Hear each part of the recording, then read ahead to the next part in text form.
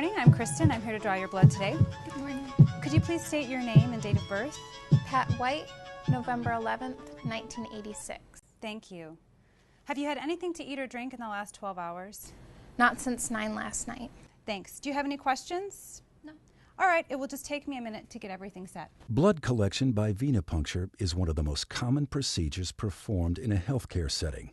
Common, but also complex, requiring knowledge and skill to assure the accuracy and integrity of the samples drawn and to eliminate risk to both patient and healthcare workers. The first step is to accurately ID the patient using at least two forms of identification. Does the name and date of birth on the requisition form match what the patient is telling you? Does it match what is on the patient ID wristband? Has the patient followed special orders, such as fasting prior to blood draw? Address the inconsistency first with a requesting physician or healthcare worker on duty. But if the given information does agree, it's time to prepare yourself and the patient for a successful blood draw using proper standard precautions.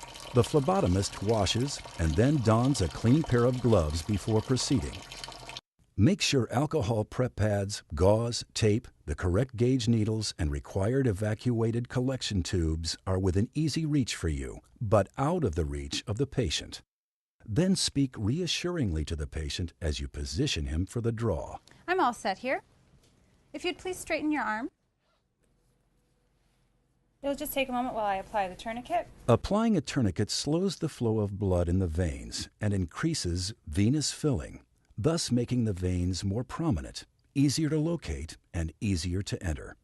However, leaving the tourniquet on for longer than 1 minute may affect laboratory test results and should therefore be removed and reapplied if the procedure will take longer than 1 minute. Use your fingertip to palpate the antecubital fossa to locate the median cubital vein. Palpation helps determine the direction of blood flow in the vein, to gauge the vein size and depth, and to estimate its tendency to roll. It also helps differentiate veins from arteries. Unlike veins, arteries have thicker feeling walls and are more elastic to the touch.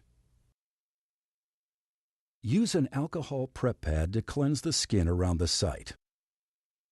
In a fluid, circular motion, swab from the center to the periphery of the site, being careful not to drag the pad back across the cleansed field. Let the area air dry. This prevents contamination of either the patient or the specimen. Grasp the patient's arm firmly with your hand, placing your thumb approximately 2 inches below the intended puncture site. With your thumb, pull the skin taut over the vein to help anchor it in place. Then let the patient know you're ready to make the puncture so the patient won't startle and jump. You'll feel a slight pinch. Position the needle bevel side up and line it up with a vein. Position the needle so that it forms a 30-degree angle with the surface of the arm. With a single, short but firm motion, swiftly insert the needle through the skin and into the vein. Push the evacuated tube onto the needle when the needle enters the vein. As the vein aligns with the needle, blood will begin to move out of the vein up into the needle. Maintain a constant, slight forward pressure on the end of the tube. The evacuated tubes are color-coded based on their additives. Know the types of additives and which color tubes are to be drawn based on requisition. As soon as blood begins to flow into the collection tube, instruct the patient to open his hand and remove the tourniquet from his arm. Removing the tourniquet allows the blood to return to its normal rate of flow through the vein and helps reduce bleeding at the puncture site. A gentle mixing by inversion at least 8 times is required to ensure that any additives in the tube are incorporated into the blood sample. We're almost finished here. Are you doing okay? Fine.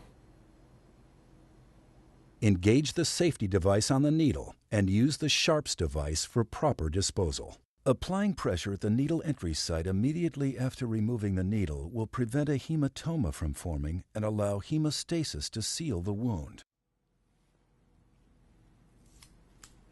Please keep pressure on the gauze pad for several minutes to ensure that the blood flow stops. In this illustration, you can see formation of the platelet plug and the fibrin clot. Applying pressure at the needle entry site immediately after removing the needle will prevent a hematoma from forming and allow hemostasis to seal the wound. In this illustration, you can see formation of the platelet plug and fibrin clot.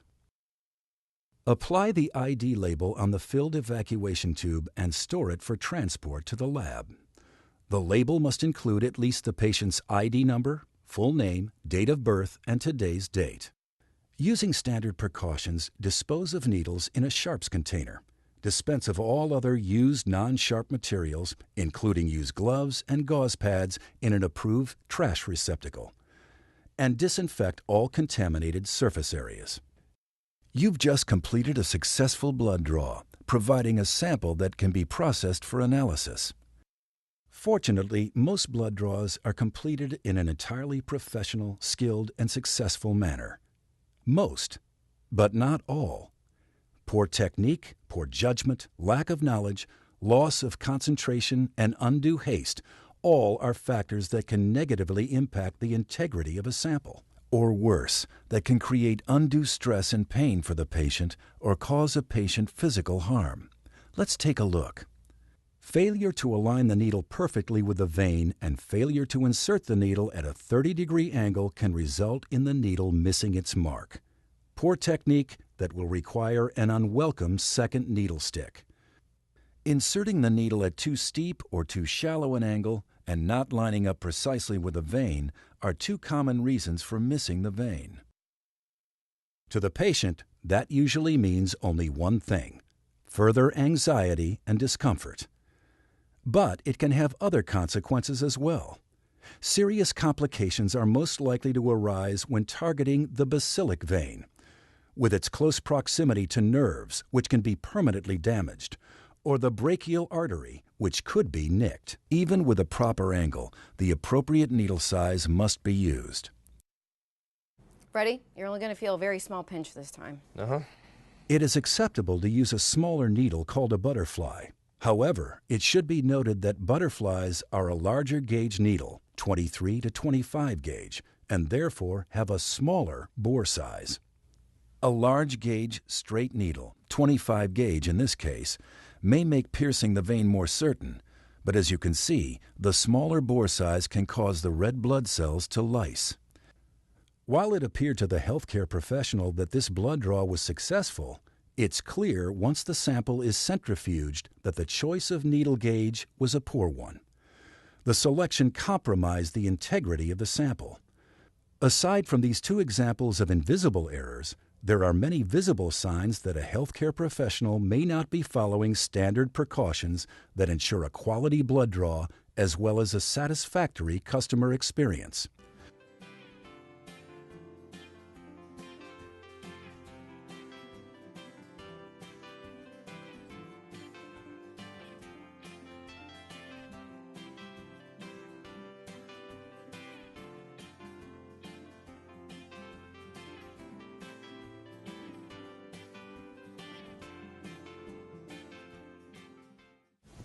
All right, you're good to go.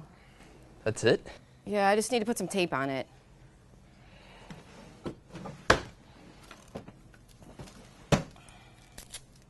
Band-Aid, that'll work.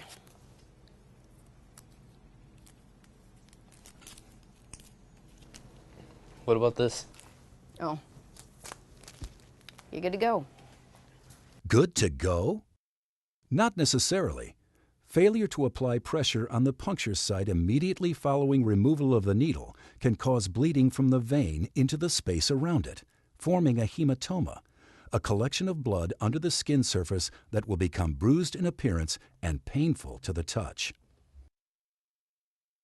There are many times, of course, when a single blood draw involves more than the collection of a single sample. You may be required to collect as many as 10 tubes in a single draw, and this requires even greater skill and careful planning to complete successfully. Two keys to a successful multiple tube draw must occur in the planning stage. You need to determine which gauge needle will be appropriate for all tests being requested, and you need to plan the order of the draw to assure the integrity of all samples. But your technique should remain the same. Let's take a few moments to review. Position the needle bevel side up and line it up with a vein. Position the needle to form a 30-degree angle with the surface of the arm. With a single short but firm motion, swiftly insert the needle through the skin and into the vein. Push the evacuated tube onto the needle when the needle enters the vein. As the vein aligns with the needle, blood will begin to move out of the vein up into the needle. Maintain a constant, slight forward pressure on the end of the tube to prevent release of the shutoff valve. As soon as blood begins to flow into the collection tube, instruct the patient to open his hand and remove the tourniquet from his arm. Removing the tourniquet allows the blood to return to its normal rate of flow through the vein and helps reduce bleeding at the puncture site. When performing a multi-tube draw, it is important to follow the correct hospital-mandated order of draw. Blood cultures are always drawn first.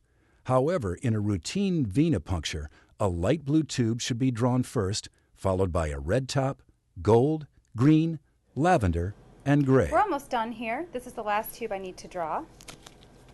When will I know the results? I'm kind of anxious about them. Your samples will go over to the lab today and your doctor will notify you after the results are in. You don't see them? No, I don't. The samples that we draw today are tested by laboratory professionals who relay those results directly to the physician. My responsibility is to assure the quality of the samples I draw so that the results your doctor receives are both accurate and meaningful. The level of quality and integrity of the samples the laboratory receives is dependent upon the level of skill, knowledge, and professionalism of the phlebotomist.